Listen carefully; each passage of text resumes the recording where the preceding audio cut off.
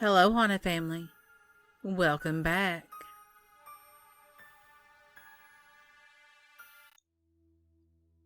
Story 1. My cousin Jake. My cousin Jake and I were extremely close for as long as I can remember. He was about 12 years older than I am. He would go camping with my family a couple times every year.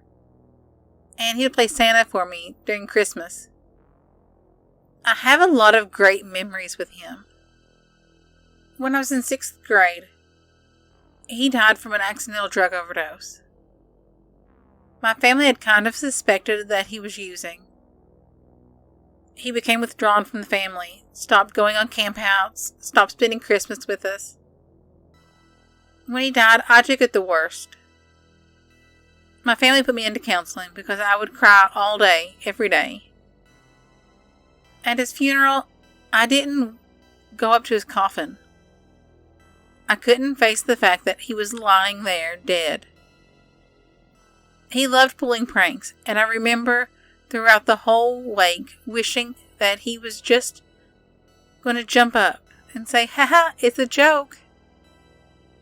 For a while, I felt really guilty about his death, because I thought that if I knew he was using, I'd be able to talk him out of it, that I'd be able to stop him, that he would have ended his addiction because of me.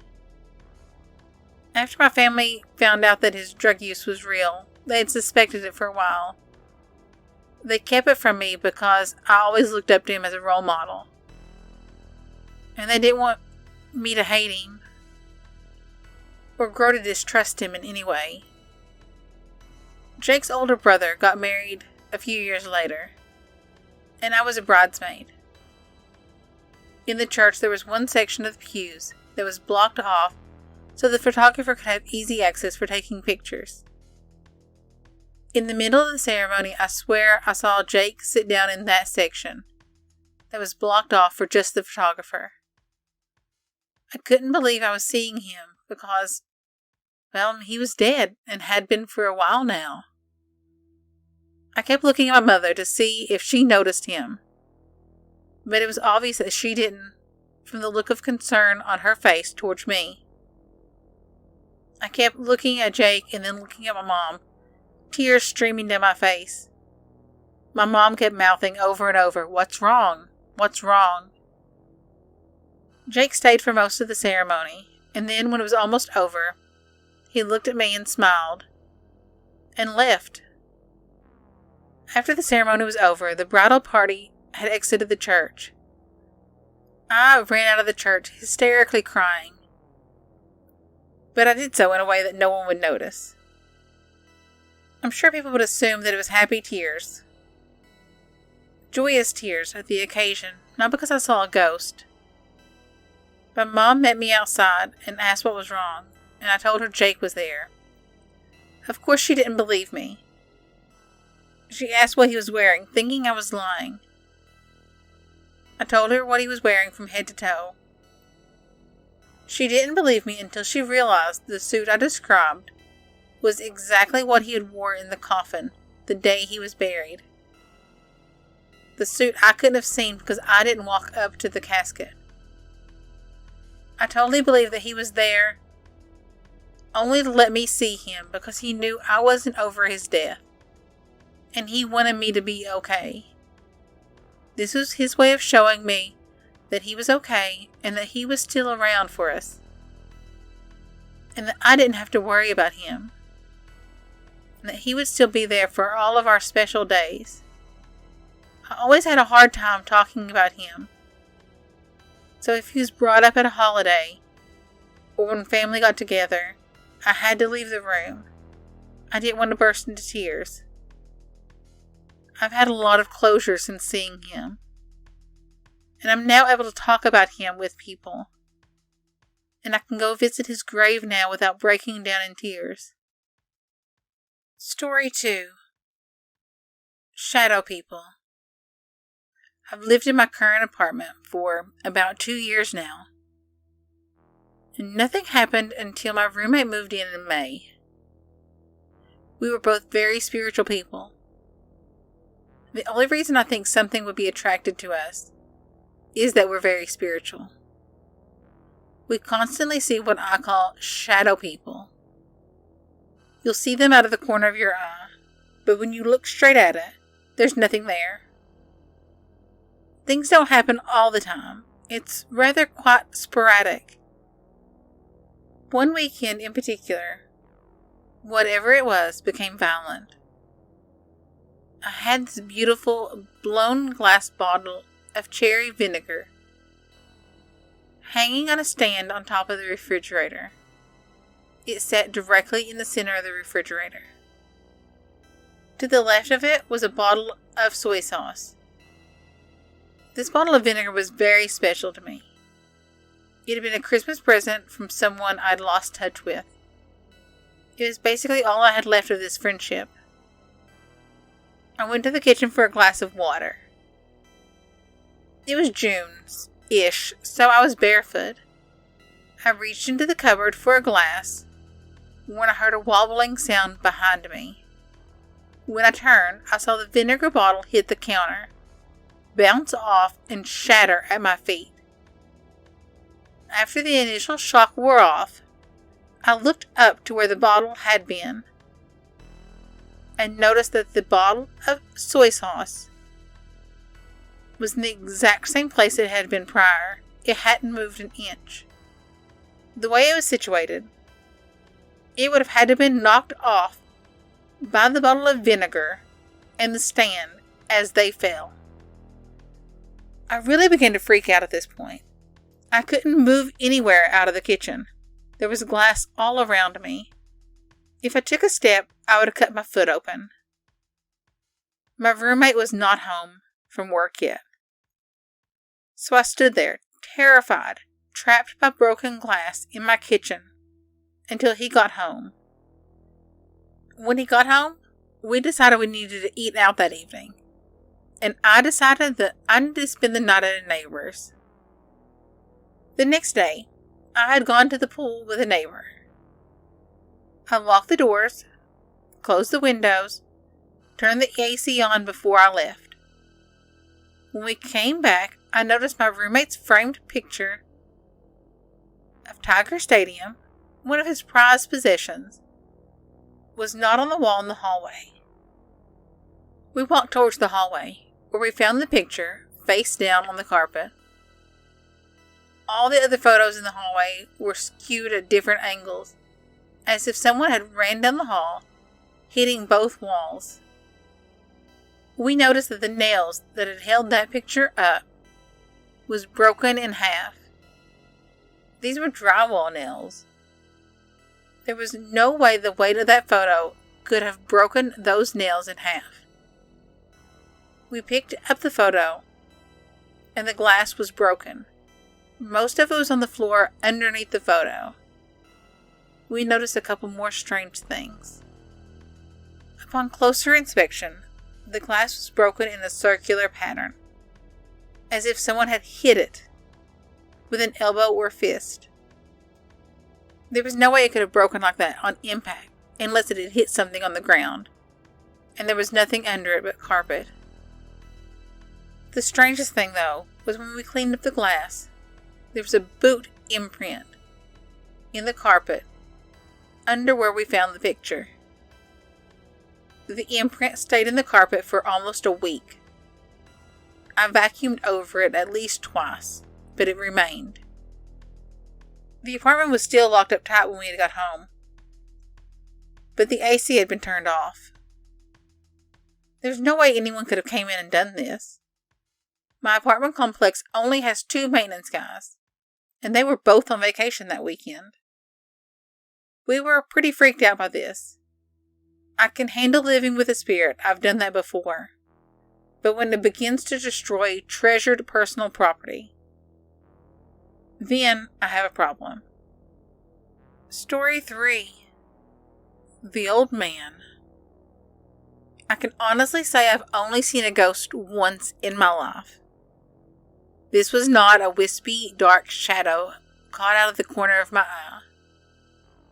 I actually looked him in the face, and he was only a couple feet away from me. It happened when my husband and I had finally saved up enough money to move out of our apartment and into our own home. It was a small brick bungalow in a neighborhood of similar brick bungalows on the northern border of Detroit. The neighborhoods were all built years ago to house the employees of the automotive industry. We purchased the house from an elderly Polish couple who had somehow raised 5 children in that tiny house. They told us they had acquired the home after the death of her cousin, the original homeowner. The house was well kept and impeccably clean, though of course it needed updating from its 1970s decor. You could feel the love that permeated every inch of that house. My husband and I spent a lot of sweat equity fixing it up, making it our own. Our most recent accomplishment had been turning one of the downstairs bedrooms into a computer room office. The door to that room directly faced the short hallway leading to a 3-way junction, with the kitchen to the left, the living room on the right, and the archway of the narrow staircase that led to the upstairs bedroom directly facing it. My husband had just bought a new computer, and he was enjoying his new toy in the room we had just finished. I had been watching him play a computer game, but not nearly enjoying it as much as he was. Computer games are not a spectator sport. I decided to read a book I had on the dresser upstairs and took off to walk down the short hallway and head upstairs. As I launched myself onto the staircase, I turned my head to face the living room and distinctly saw an old man. It looked as though he just stood up from sitting on the couch. He was slightly hunched over. The ghost was slightly out of focus, like I was looking at him without my glasses on. I only saw him for a few seconds, but I remember every detail. He was overweight, balding with short hair on the sides. He was wearing a white V-neck undershirt and black dress slacks. By the look of his face, it was clear that he was as much surprised by my presence as I was by his. I passed the arch to the living room and hit the stairs. I stopped, jerking back as quickly as I could. But of course, he wasn't there anymore. Just poof, he was gone. The only other little paranormal thing that's happened involves our brand new electric stove. The knobs were on the back, and being brand new, they were a little stiff to operate. You had to push the knob in and turn it in order to turn the burner on. Right after we got the stove, I would come down in the morning, and the very back left burner would be turned on low, almost like someone was trying to keep a coffee pot warm. The first time it happened, I turned it off and forgot about it. The next time I yelled at my husband, who of course denied it. The third time I knew something weird was going on.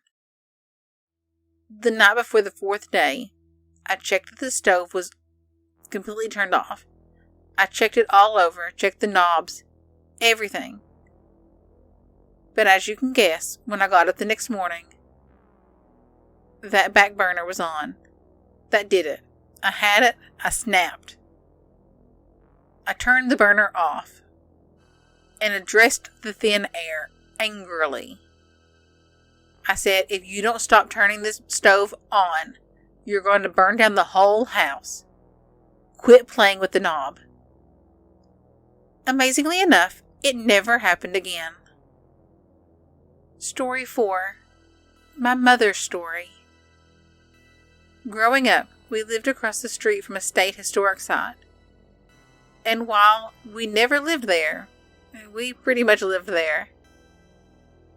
The whole site was my playground and my home away from home. My parents, and later my sister and I, were very much involved in their living history program. My whole family has always been very aware of the various hauntings at the site, and we just accepted them, with one exception. One night when I was about 12, my mom came home, wet up to her hips and very frightened.